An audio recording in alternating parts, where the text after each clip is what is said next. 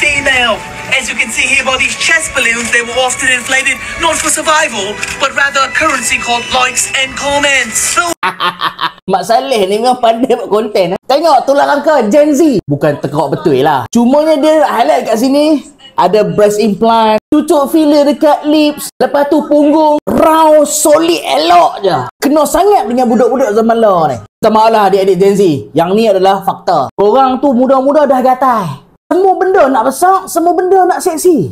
Ni adalah konten Mamat ni. Dalam lawak-lawak sindiran dia tu, ada benda yang membuatkan kita terfikir. Breast implant ni tak reput ke bila kita dah dikuburkan? Ni, lips filler. Memang tak hilang ke lepas kita mati?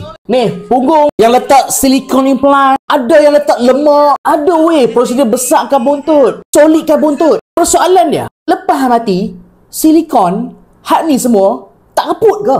Benda tu lah aku nak jawab. Okay, one by one. Kita tengok breast implant dulu. Ni. Rupa dia macam ni. Dah macam rupa kuih raindrop. Kuih ni takkan tak ingat? Pernah viral dulu. Macam breast implant kan?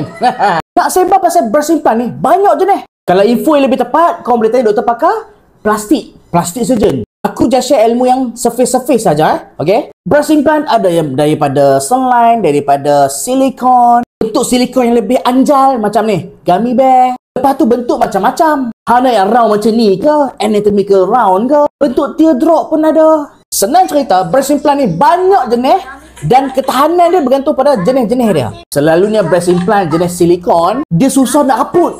Walaupun anda kena tanam. Mana ada cacing dalam tanah yang boleh mamah silikon? Yang boleh disintegrate silikon? Mana ada?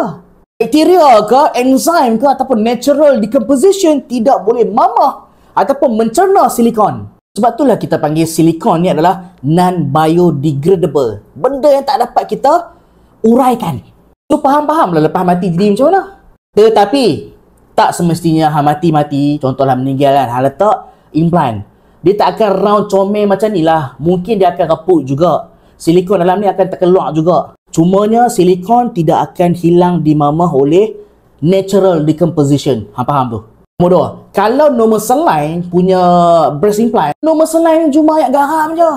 Ayak garam boleh hilang. Contohlah ditanam, ayak saline tu, ayak garam tu boleh resap masuk ke dalam tanah. Cumanya walaupun dalam isi tu adalah ayak garam, tetapi ni plastik ni adalah silikon juga. Faham tak aku cakap?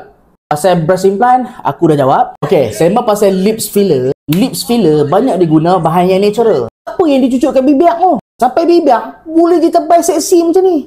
Apa? Hyaluronic acid, kalsium hydroxyl, lapatit, lactic acid. Kadang-kadang dicucuk lemak sendiri. Silikon jarang mereka letak dekat bibir. Zaman dulu yes, sekarang tak guna dah silikon. So bahan natural yang digunakan untuk cucuk korang punya bibir bagi seksi, hyaluronic acid lah, kalsium hydroxyl, lapatit, lactic acid semua tu, benda tu adalah biodegradable. Benda tu boleh dicerna oleh semula jadi. Senang cerita, bibir korang walaupun dicucuk dengan filler, dia taklah kekal tegang walaupun korang dah mati lebih 200 tahun.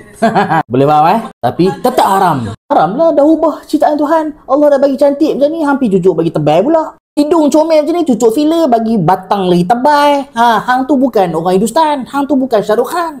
Dah lah Melayu, makan bodoh, ambil belacan. Unless bibir korang terbakar ke, ada accident ke, hak tu adalah itu rujuklah ustaz-ustaz. Okay?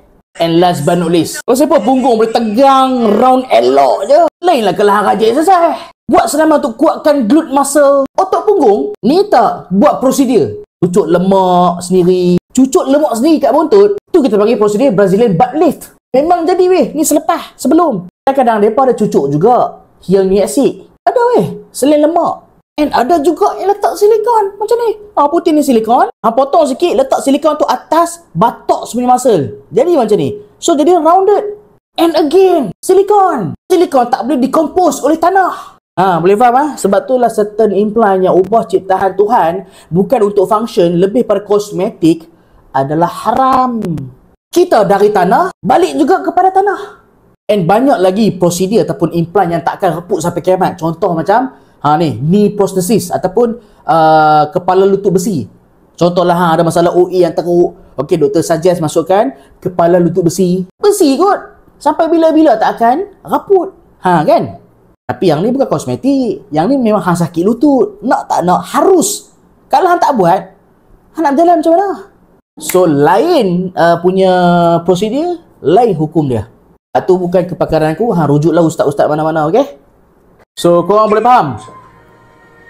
Apa maksud Gio? Gio!